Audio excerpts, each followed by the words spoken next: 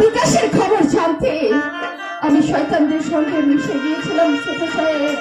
তাদের সঙ্গে আমি এতদিন অভিনয় করে চলেছি, কিন্তু কিন্তু বিকাশকে যদি তুমি বাঁচাতে না পারো, তোরা যদি ছোট সাহেবকে না না আমার এতদিনের চেষ্টাকে আমি ব্যর্থ হতে দিতে পারি না।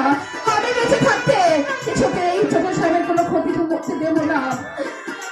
আমাকে যারা নারী থেকে নাগিনী সাজিয়েছে, প্রয়োজন হলে আমি তাদের বুকে বিষদাগ বসিয়ে দেব, আমি তাদের বুকে বিষদাগ বসিয়ে দেব।